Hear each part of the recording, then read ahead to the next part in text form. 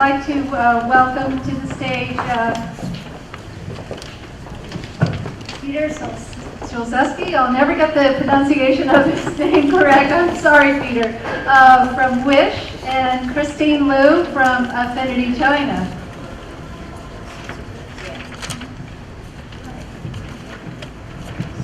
Testing. Hi, Peter. Hello. Okay, so quick, when you do Google search, this is what I came up with. First page, All Things D, article from last year. A young startup wants to create a Googlified version of Amazon and in the process grow big enough to compete with both internet giants. Those are big shoes to fill. Who are you? And give us a little bit of background about Wish. Sure, yeah, so we have fairly ambitious goals. I think media sometimes has a tendency to sensationalize these things and sort of create these battles between startups and tech giants. My background is straight out of college. I worked at Google for just under 7 years. So I solved various matching problems at Google. So you think about sort of Google's core technology and sort of Google's core products, they're centered around matching, right? So Google search results is essentially matching the few million unique queries that really matter that people put into the search engines that have high volume and the 10 search results that you see, right? Now it's 10 search results and like videos and images and all sorts of other things. Then I actually started up working on AdWords, which generates about $50 billion of revenue for Google, high margin revenues annually, and that's also a matching problem, right? You're matching a search query with one of potential, one of the millions of ads that are running on the Google AdWords network at any point in time. And then I actually worked on AdSense as well, which is Google's third-party website products. So we look at a web page, we figured out that it's about maybe golf, so we show you golf ads. Maybe it's about high-end jewelry, so we show you some luxurious jewelry ads. That's where we started, and that's really sort of where we've taken similar ideas but applied it to commerce. So really quick, I love backstories. I think you get a lot of the tech press and a lot of times the PR side of things, but on a personal level, where did you, from your experience at Google, come up with the idea for Wish? What was that point and what was that backstory behind that? How did you guys come together? Yeah, I know. So we spent all this time working on these matching problems that really ended up generating revenue for the company by showing the right ads to lead to e-commerce websites and other places that then users use to actually buy physical things or services, etc. So we said, well, no one's really optimizing those actual destinations where users actually buy things. So I teamed up with my buddy from college who was doing similar problems. He dropped out of Caltech to work at Overture, which was acquired by Yahoo, and he worked on matching problems there.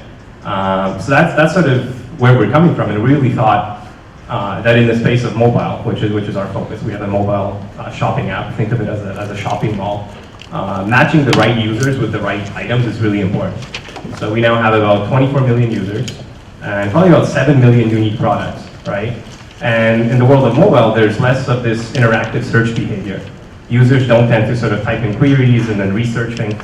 Shopping is a very different experience. We think of the experience of Wish as going to a shopping mall, but it's a shopping mall in your pocket. So think about how people get excited on like Black Friday, like 11:59 p.m. the day before, just storming into Walmart or a shopping mall or a Macy's.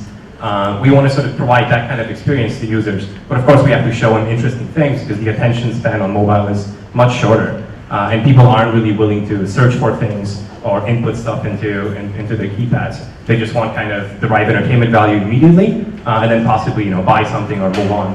And that's why we thought matching is really important, and so far I think we've been proven right.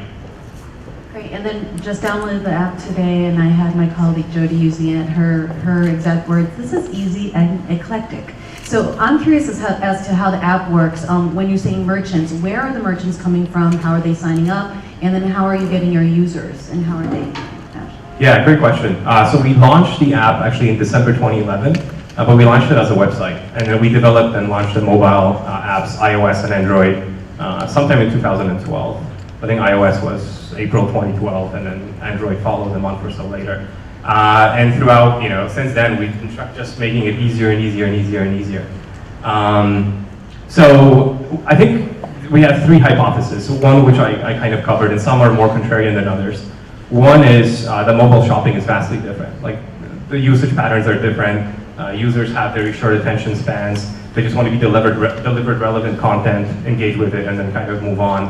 And that the writing entertainment value from the app is really important. So that leads us to sort of the relevance question, showing the right stores of the right content to each users at the right time so they actually buy something or aren't annoyed and are actually sort of interested in the stuff. And then sort of, the way that we think about it, going into my third point, is we think of just starting a startup as kind of a search optimization problem, especially early on. You're kind of trying to look for the solution that works, and especially with the Wish marketplace, you're building up the supply side, which is the merchants, and the demand side, which is the consumers. And possibly the most contrarian part of our hypothesis is that you'll see a lot of these shopping apps that are targeting the high-end consumer. So they're really going after like the top 5% of consumers in the US or worldwide. Our consumers are mainly in Europe and North America, about 50-50 split. And we specifically go after the bottom 70%. So we go after the Walmart shopper or the like somebody in Jackson, Wyoming or something. Like if you look at the map of GMV, which or gross merchandise volume or sales across the map of the United States, it's like very evenly distributed.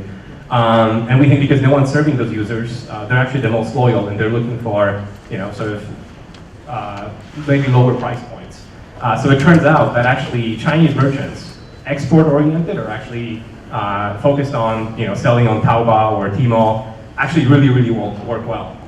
So even though they're very reluctant to sell to Western consumers because they just think, oh, maybe we don't understand them or we don't want to deal with customer service, if you give them the tools and you teach them how to do it, it actually works really well. So in our marketplace, we're matching the millions of merchants or SMBs that are actually either serving domestic Chinese consumers or on platforms like Alibaba or export-oriented merchants in China, and providing them with the tons of goods that they sell in China to consumers in the West. And it's been working quite well. I think there's someone from Alibaba here, but I think Alibaba did 170 billion in the last 12 months. Correct me if I'm wrong. That's bigger than Amazon and eBay combined.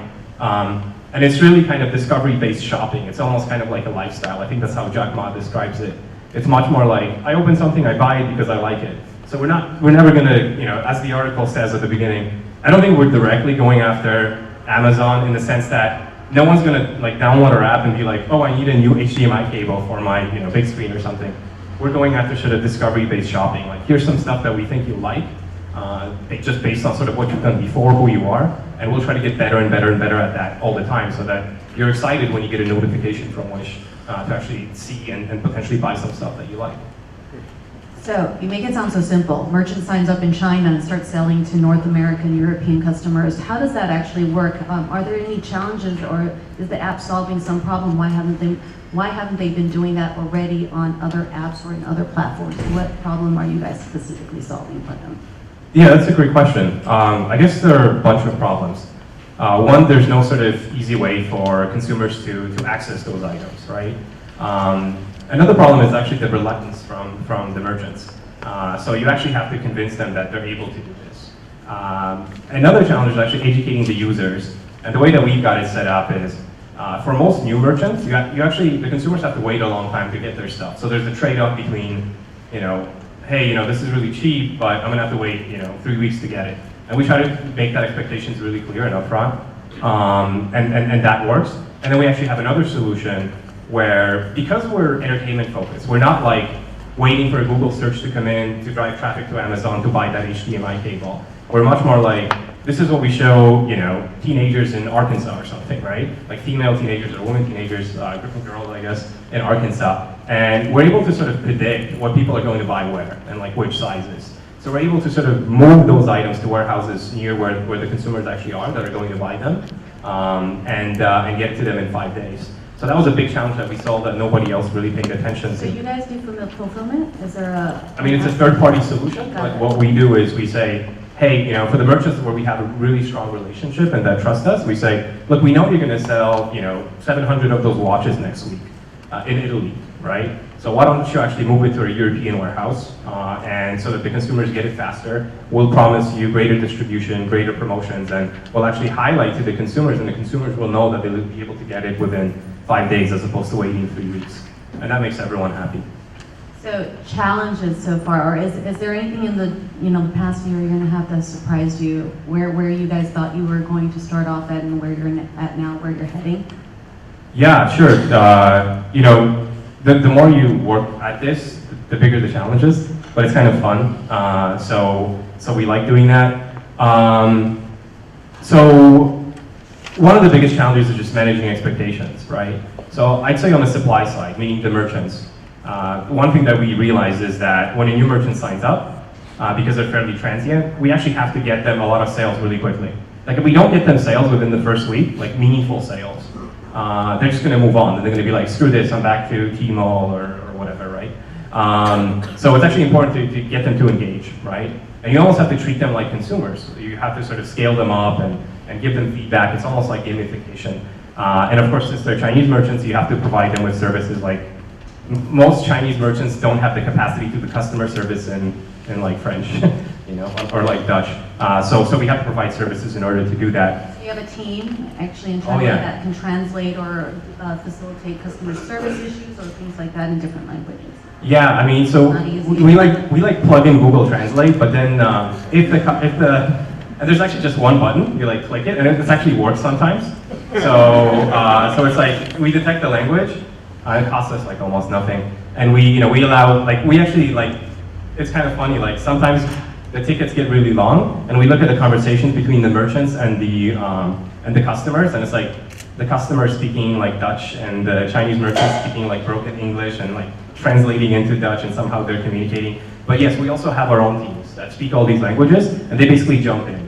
Things get escalated, and if a support ticket hasn't been answered for quite a while, we basically jump in, and we have the ability to actually handle those issues.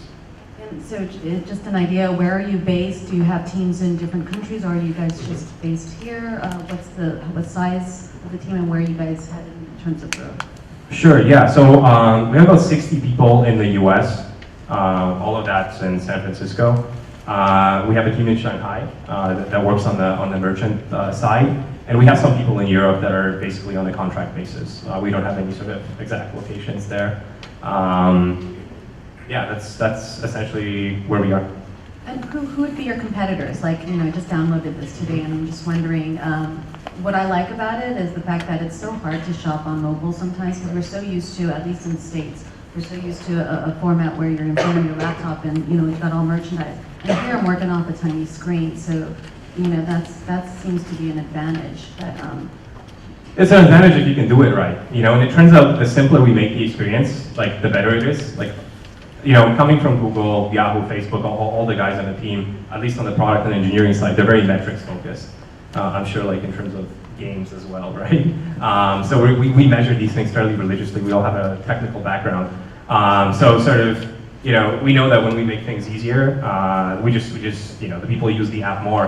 In terms of our competitor, I'd say, the apps that are ahead of us in the App Store now are places like eBay, potentially Walmart, although it's a little bit different, Amazon, etc. But I think sort of the interesting thing about mobile, it's a fairly new space. We decided to just not necessarily kill the website, but we stopped working on it February of last year. Even though we own Wish.com, which we paid a pretty good price for, we don't really use it. It's actually the merchants that use it. The merchants use it to actually look through all their products, add photos, etc. But they don't.